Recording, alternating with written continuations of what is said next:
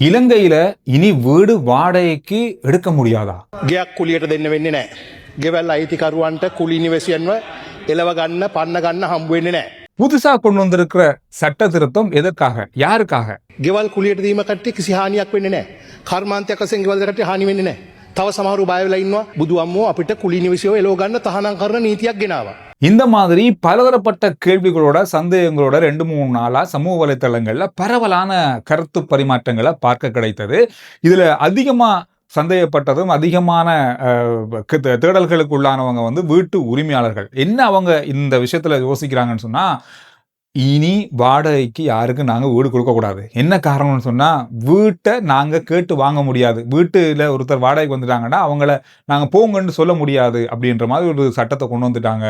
அப்படின்ற ஒரு பயத்தில் நிறைய வீட்டு உரிமையாளர்கள் இந்த வாடகைக்கு வீடுகளை கொடுக்குறவங்க வந்து பயப்படுறாங்க. இந்த விஷயம் வந்து இப்போ பரவலாக பேசப்படுற ஒரு விஷயமாக மாறி இருக்கு. அதே போல் வீட்டுக்கு, அதாவது ஒரு வீட்டை வாடகைக்கு தேடுறவங்களும் இதில் என்ன புதுசாக கொண்டு வந்திருக்காங்க, இன்னொரு வித்தியாசமான சட்டம் மூலம் கொண்டு வந்திருக்காங்களா அப்படின்ற மாதிரி தேடுறாங்க. இந்த நாளில் அமைச்சர், நீதி அமைச்சர் ஹரிசன் நாணயக்கார் அவர்கள் பாராளுமன்றத்தில் வச்சு இதை முழுமையாக வழங்கப்படுத்தியிருக்காரு. இது ஒட்டுமொத்தமா யாருக்கு நன்மை, யார் இதுல காப்பாற்றப்படுறாங்க அப்படின்ற விஷயத்தையும் சொல்லியிருக்காரு. ஏற்கனவே ஒரு முறை இருக்கு. இப்போ ஒரு வீடு வாடகைக்கு வர்றதுக்கான ஒரு சட்ட திருத்தம் இருக்குது. நாங்கள் அக்ரிமெண்ட் மூலமா தான் வீட்டை வாடகைக்கு எடுப்போம். இப்போ உதாரணத்துக்கு சொல்ல போனா, சுருக்கமாக உதாரணத்துக்கு சொல்ல போனா, விளங்கக்கூடிய மாதிரி சொல்ல போனா, 2 வருஷத்துக்கு நாங்கள் ஒரு வீட்டை வாடகைக்கு எடுக்கும்போது ஒரு அக்ரிமெண்ட், லோயரை வச்சு நாங்கள் ஒரு அக்ரிமெண்ட் பண்ணுவோம். இந்த அக்ரிமெண்ட் மூலமாக இந்த வீடை நாங்கள் வாடகைக்கு எடுப்போம். வாடகைக்கு எடுத்துட்டு நாங்கள் இருக்கும்போது ஒரு கொஞ்ச காலம் போகும்போது நமக்கு இந்த வீடு பிடிக்கல அப்படின்னு சொன்னால் நாம் என்ன செய்வோம், உடனடியாக போய் சொல்ல மாட்டோம். ஏன்னா அக்ரிமெண்ட்ல இருக்கு அப்படின்னு சொன்னால் 2 மாதத்துக்கு முதல்ல நோட்டீஸ் கொடுக்கணும். நாங்கள் உடனடியாக போக போகிறோம் அப்படின்னு சொன்னால் அது சட்டவிரோதமானது. அது வந்து வீட்டு உரிமையாளர் ஏற்றுக்கொள்ள மாட்டார். நீங்கள் 2 மாதத்துக்கு முதல்ல சொல்லியிருக்கலாமே, அல்லது இப்போ நோட்டீஸ் தாங்க 2 மாதத்துக்கு பிறகு நீங்கள் போங்க, அது கிடையாது, நாங்கள் அதுக்கேற்ற மாதிரியான ஏற்பாடுகளை செய்வோம்னு சொல்லுவாங்க. அதே மாதிரி வீட்டு உரிமையாளர் வந்து உடனடியாக நம்மக்கிட்ட அடுத்த கிழமை நீங்கள் போங்க அப்படின்னு சொல்ல முடியாது. ஏன்னா அக்ரிமெண்ட் இருக்கு, அந்த 2 மாதம் அவர் நமக்கு நோட்டீஸ் தரணும். அப்படி அவர் நோட்டீஸ் தராமல் உடனே எழும்ப சொன்னாருன்னு சொன்னால் அதுவும் சட்டவிரோதமானது. ඕනෑම කොන්ත්‍රාත්තුවක තියෙනවා මාස 2 කාලය දැනුම් දුන්නාම අයින් වෙන්න ඕන. එහෙම දැනුම්ලා අයින් වෙන්නේ නැත්නම් ඒකත් නීති විරෝධී. එහෙනම් එයාට මේ පනතේ ආරක්ෂාව ලැබෙන්නේ නැහැ. இது வழமையா இருக்கிற முறைமை. இப்போ ஒரு புது முறைமையை கொண்டு வந்திருக்காங்க. என்னன்னு சொன்னா, இப்போ நாம வந்து வீட்டுக்கு போறோம், 2 வருஷம் அக்ரிமெண்ட் எடுத்துட்டோம். ஒரு வீட்டு உரிமையாளர் நம்மக்கிட்ட வராரு, நோட்டீஸ் கொடுக்கல, நீங்க நாளைக்கே போங்க, இல்லை நாளைக்கே போங்க அப்படின்னு சொல்றாரு. දැන් යම් අවස්ථාවල් තිබෙනවා අධිකරණ නියෝගයක් නැතුව නීති විරෝධී ලෙස පදිංචිකරුවෙක් ගෙදරින් පන්න ගන්න ඕනේ. இப்போ நமக்கு வந்து அது ஏற்றுக்கொள்ள முடியாது. நாம சொல்றோம், நீங்கள் 2 மாதம் நோட்டீஸ் தரணுமே, நோட்டீஸ் வந்தால் தான் நாங்கள் போகலாம் அப்படின்னு சொல்கிறோம். இல்லை நீங்கள் போங்க, நீங்கள் போதான் மனு, இது சரி வராது அப்படின்னு சொன்னால் நாம் எப்படியுமே போக மாட்டோம். இதில் முரண்டுபடுவோம். இந்த விஷயத்த வந்து வீட்டு உரிமையாளர் என்ன செய்வாருன்னு சொன்னால், கரண்ட்டை கட் பண்ணுறது, தண்ணியை கட் பண்ணுறது, போகிற கேட்டை மூடுறது, இந்த மாதிரியான விஷயங்களை செஞ்சு நம்மளை எப்படியாவது வீட்டில் இருந்து போகிறதுக்கான சந்தர்ப்பத்தை உருவாக்குவாங்க. ஏன்னா அவங்களுக்கு 2 மாதம் காத்திருக்கலான்றதுக்காக, அவங்க வீடு வைக்கிறதுக்காகவோ ஒரு காரணங்களுக்காக இருக்கலாம். පන්න ගන්න ඕන හදිසියෙ මොකද කරන්නේ? ලයිට් කපනවා, වතුර කපනවා, යන්න තියෙන පොදු පහසුකම්කට හානි කරනවා. අන්න ඒ වගේ අවස්ථාවක ඒ කුලී නිවැසියා නීතියක් මගින් ආරක්ෂා කළ ගත යුතු නැද්ද? அந்த விஷயத்தை தடுக்கிறதுக்காகத்தான் இந்த சட்ட திருத்தம் கொண்டு வந்திருக்காங்க. இப்போ நாம் வந்து வீடுக்கு சாமானில் கொண்டு வந்திருப்போம், இந்த வீட்டில் 2 வருஷம் இருக்கணும் அப்படின்ற ஐடியாவில் வந்திருப்போம், வேலைக்கு பக்கத்தில் இருக்கிறதுக்காக இந்த வீட்டை நாங்கள் எடுத்திருப்போம், பிள்ளைகளுக்கு ஸ்கூல் பக்கத்தில்ன்றதுக்காக இந்த வீட்டை எடுத்திருப்போம். உடனடியாக இதை போங்கன்னு சொல்லும்போது அது ஏற்றுக்கொள்ள முடியாது. ஒரு 2 மாதம் வேண்டாம், ஒரு அளவுக்கு யோசிக்கலாம் அப்படின்னு சொல்கிற அளவுக்கு இருக்கும்.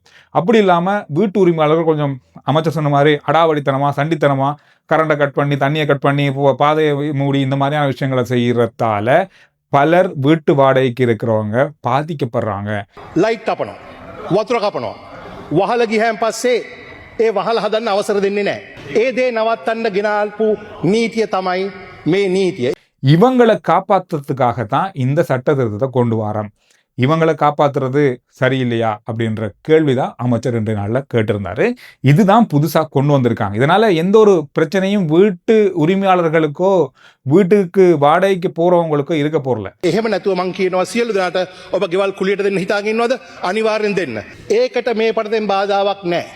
அதாவது உடனடியாக ஒரு சில உரிமையாளர்கள், எல்லாரும் இல்லை, இப்படியான விஷயங்களை வாடகைக்கு இருக்கிறவங்களுக்கு செய்யும்போது அவங்க உடனடியாக ஏதோ ஒரு வகையில் பாதிக்கப்படுறாங்க. அந்த பாதிப்பை வந்து நிறுத்தத்துக்காக தான் இந்த சட்ட திருத்தத்தை அரசாங்கம் இப்போ கொண்டு வந்திருக்காங்க. මේක තියෙන්නේ නීත්‍යානුකූලව පදිංචිලා ඉන්න කට්ටියට අර ත්‍රාඩ විදියට චණ්ඩි විදියට හිරිහැර කරන එක නවත්තන්න ඒක හොඳ අරමුණක්. எதிர்க்கட்சிகள் இதை பெருசளவா விமர்சனம் செஞ்சு கொண்டிருக்காங்க. இப்படி ஒரு விஷயத்தை கொண்டு வந்திருக்காங்க, இனி வீட்டு வாடகைக்கு யாரும் கொடுக்க மாட்டாங்க, வீட்டு உரிமையாளர்கள் பயப்படுறாங்க வீடு வாடகை கொடுக்கறதுக்கு, இந்த மாதிரி விஷயங்களை சொல்றாங்க. அதோட இன்னொரு பெரிய குற்றச்சாட்டு எதிர்க்கட்சிகள் வைக்கிறாங்கன்னு சொன்னா, இது தெரியாம கொண்டு வராங்க, ரகசியமா இந்த சட்டத்தை கொண்டு வராங்க அப்படின்ற மாதிரி விமர்சனங்களை வச்சாங்க. தேடி பார்க்கும்போது இல்லை, அது பொய்யான விஷயம். எதிர்க்கட்சிகள் வைக்கின்ற குற்றச்சாட்டு மிக மிக பொய்யானது. காரணம்னு சொன்னா 2025ஆம் ஆண்டு செப்டம்பர் மாதம் 15ஆம் தேதி வர்த்தமானியில அரச அறிவித்தலா இது வெளியிடப்பட்டது. அது மட்டுமல்லாமல் போன வருஷம் 2025 நவம்பர் 4லிருந்து 2026 ஜனவரி மாதம் 16ஆம் தேதி வரைக்கும் அரச இணையதளத்துல தமிழ், சிங்களம், ஆங்கிலம் 3 மொழிகள்லையும் இது மக்களுடைய கருத்துக்காக இது இந்த விஷயம் கொண்டு வரப்படுது, உங்களுடைய கருத்து அப்படின்றத கேட்டு இது வெளியிடப்பட்டிருக்கு. இது எல்லாத்தையும் கருத்துல கொண்டு மக்களுடைய கருத்துக்களை எல்லாம் எடுத்து தான் இந்த சட்ட திருத்தத்தை கொண்டு வராங்க. வேற ரகசியமா எதிர்க்கட்சிகள் சொல்ற மாதிரி இதை கொண்டு வரல. எனவே இது வீட்டு உரிமையாளர்களுக்கும் எந்த பிரச்சனையும் இல்லை. நீங்க தாராளமா வீடு வாடகை கொடுக்கலாம், அக்ரிமெண்ட் இருக்கு, அக்ரிமெண்டோட கொடுக்கலாம். அவங்கள எழும்ப சொல்றதா 2 மாதம் நோட்டீஸ் கொடுக்கலாம்.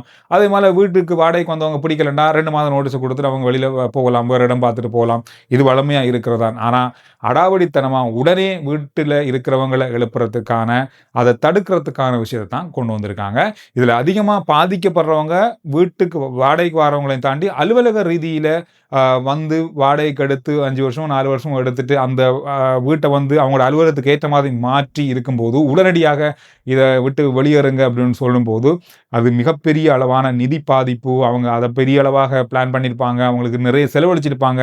இது எல்லாத்தையும் விட்டுட்டு போக வேண்டிய நிலைமை இருக்கிறதால தான் இது எல்லாத்தையும் கருத்தில் கொண்டு இதை கொண்டு வந்திருக்காங்க. இந்த விஷயம் தொடர்பாக நீங்க என்ன நினைக்கிறீங்க? உங்களுடைய கருத்துக்கள் என்ன? நிறைய பேர் வாடகைக்கு இருக்கீங்க, நிறைய பேர் வீடு வாடகைக்கு கொடுத்துருக்கீங்க. அப்படி இருக்கும்போது நீங்க என்ன நினைக்கிறீங்கன்றத உங்களுடைய கருத்துக்களை வீடியோக்களை பதிவிடுங்க.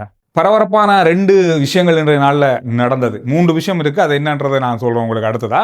FCIDக்கு சிரந்தி ராஜபக்ஷ அவர்கள், முன்னாள் ஜனாதிபதி மஹிந்த ராஜபக்ஷவுடைய மனைவி சிரந்தி ராஜபக்ஷ அவர்கள் என்று அழைக்கப்பட்டிருந்தாங்க. விசாரணைகள் அவங்கள்ட்ட இருந்து பெறப்பட்டிருக்கிறது, வாக்குமூலம் பெறப்பட்டிருக்கிறது. கிட்டத்தட்ட 4 மணித்தியாலங்களின் பின்பு அவங்க FCIDயிலிருந்து வெளியேறியிருந்தாங்க. எனவே இதுல பெரிய அளவான மக்கள் பரபரப்பு அதில் ஏற்பட்டிருந்தது. ஆதரவாளர்கள் அங்கு வந்திருந்தாங்க. அதோடு முன்னாள் ஜனாதிபதி மஹிந்த ராஜபக்ஷ அவர்கள் தான் வாகனத்தில் சிரந்தி ராஜபக்ஷ அவர்களை அழைத்து வந்திருந்தார். இந்த மாதிரி பலதரப்பட்ட விஷயங்கள் இன்றைய நாளில் பார்க்கப்பட்டது. இது ஒரு கைது நடவடிக்கையாக இருக்கும்னு சொல்லி எதிர்ப்பு கூறப்பட்டாலும் இன்றைய நாளில் விசாரணையோடு இது முடிந்திருக்கிறது. அதே போல CIDக்கு அழைக்கப்பட்ட நாமல் ராஜபக்ஷ அவர்களும் 4 மணித்தியாலங்களின் பின்பு வாக்குமூலம் பெறப்பட்டதன் பின்பு அவர் CIDயிலிருந்து வெளியேறியிருந்தார். எனவே இந்த விஷயம் இன்று நல்ல பெரிய அளவா பரபரப்பா பார்க்கப்பட்ட விஷயமாக மாறியிருக்கு. அதோட கடந்த 9 நாட்களா ஜனாதிபதி செயலகத்துக்கு முன்பாக உண்ணாவிரதம், சாகும் வரையிலான உண்ணாவிரத போராட்டத்தில் இருந்த உத்தியோகத்தர்கள், அதாவது அபிவிருத்தி உத்தியோகத்தர்கள், ஆசிரியர்களாக கடமையாற்றி கொண்டிருக்கின்ற அபிவிருத்தி உத்தியோகத்தர்கள் இன்று நாளில் அந்த உண்ணாவிரதத்தை தற்காலிகமாக முடித்துக் கொண்டிருக்கிறார்கள். காரணம், ஜனாதிபதியினுடனோடு நேரடியாக இடம்பெற்ற பேச்சுவார்த்தையில ஜனாதிபதி வழங்கிய வாக்குறுதிகள் நிறைவேற்றப்படும் என்ற நம்பிக்கையில இந்த உண்ணாவிரத போராட்டத்தை நிறைவுக்குள்ள கொண்டு வந்திருப்பதாகவும், ஜனாதிபதி சொன்ன சில விஷயங்கள் தங்களால் ஏற்றுக்கொள்ளக்கூடியதாக இருப்பதாகவும், ஜனாதிபதி இதனை நிறைவேற்றுவார் அப்படின்ற நம்பிக்கை தங்களுக்கு இருப்பது என்றதையும் உறுதியாக நினைத்துக்கொண்டு இந்த போராட்டத்தை நாங்கள் நிறைவுக்குள்ள கொண்டு வரோம் தற்காலிகமா அப்படின்னு சொல்லியிருக்காங்க. இந்த விஷயமும் இன்றைய நாளில் பார்க்கக்கூடிய மிக முக்கியமான விஷயமாக இருக்கு. 2025ஆம் ஆண்டு இலங்கை மின்சார சபைக்கு 90 மில்லியன் ரூபாக்கள் வந்து வருமானமாக கிடைச்சிருக்கு. எப்படி இந்த வருமானம் கிடைச்சிருக்குன்னு சொன்னா, சட்டவிரோதமான மின்சாரம் பாவனை செய்தவர்களிடமிருந்து அறவிடப்பட்ட பணம். இப்போ வந்து வழக்கு போடுவாங்க தானே, அந்த வழக்கின் மூலமாக தண்ட பணம், அதோட நீதிமன்ற கட்டணம் அப்படின்னு சொல்லி 25 லட்சம், இந்த மாதிரி 90 மில்லியன் ரூபாக்கள் வருமானமாக இருக்குது. இதில் வந்து மீட்டர்களை உடைச்சி அதை ஓட விடாமல் செஞ்சது, அதோட மட்டுமாமல் பயர்களை கொழுவி கரண்ட் எடுத்து, இந்த மாதிரியான குற்றங்கள் தான் அதிகமாக இருக்குது. இதில் ஒட்டுமொத்தமாக சட்டவிரோதமான மின்சார பாவனையால் 90 மில்லியன் ரூபாக்கள், நான் நினைக்கிறேன் கரண்ட் பில் கட்டினதாலும் கட்டத்தை விட இது அதிகமாக இருக்கும் போல அவங்களுக்கு வருமானம். அந்த அளவுக்கு ஒரு வருமானம் கிடைத்திருப்பதாக சொல்லப்பட்டிருக்கு. தங்கத்தின் விலை 2 நாளா கடகடன்னு விழுந்து கொண்டிருந்தது இல்லையா? இன்றைக்கு தங்கத்தினுடைய விலை 16,000 அதிகரித்திருக்கிறது. இன்றைய நாள்ல 22 கேரட் தங்கத்தினுடைய விலை ஒரு நாள்ல 16,000 கூடிக்கதால நேற்று 338, அதாவது 3,38,600 இருந்தது. இப்ப 3,54,200 மாறி இருக்கிறது இந்த நாள்ல இறுதி வரைக்கும். அதோட 24 கேரட் தங்கத்தினுடைய விலை 349, 3,49,000 இருந்தது. இன்றைக்கு இப்ப 3,85,000 மாறி இருக்கு. உலக சந்தையில வந்து 130 அமெரிக்க டாலர்கள் ஒரு அவுன்ஸுக்கு அதிகரித்திருப்பதன் காரணமாகவே இந்த தங்க விலை இலங்கையிலேயும் அதிகரித்திருக்கிறது. ஒரு சுவாரஸ்யமான செய்தி, இலங்கையில இன்டர்நெட் பாவனையாளர்களுடைய எண்ணிக்கை பாரிய அளவாக அதிகரித்திருக்கிறதாம். கடந்த வருஷத்தை விட, அதாவது 2024 விட 2025ஆம் ஆண்டு கிட்டத்தட்ட 16 லட்சம் பேர் அதிகரிச்சிருக்காங்க. இப்ப வரைக்கும் எடுக்கப்பட்ட தரவுகள் அடிப்படையில் 1,39 லட்சம் பேர் இலங்கையில இன்டர்நெட் பாவிக்கிறாங்க. ஆனா ஒட்டுமொத்தமா நாங்க பார்க்க போனா இன்னும் அதிகமாக இருக்கணும். இன்னும் 40% பேர் இன்டர்நெட் பாவனை செய்யாம இருக்காங்க அப்படின்றதான் இந்த கணக்குல சொல்லுது. ஆனா 13.9 மில்லியன் பேர் இன்டர்நெட் பாவிக்கிறாங்க. ஒரு வருஷத்துல 16 லட்சம் பேர் அதிகரிச்சிருக்காங்கன்றது பெரிய ஒரு வளர்ச்சி தான், பெரிய ஒரு தொகை தான். சுருக்கமான விரைவான செய்திகளை அறிந்து கொள்வதற்கான வாட்ஸ்அப் சேனல் லிங்க் டிஸ்கிரிப்ஷன்லையும் முதல் கமெண்ட்ஸ்லையும் இருக்கு. ஃபாலோ பண்ணி வைங்க. சுருக்கமான தகவல்களையும் செய்திகளையும் அதில் அறிந்து கொள்ளலாம்.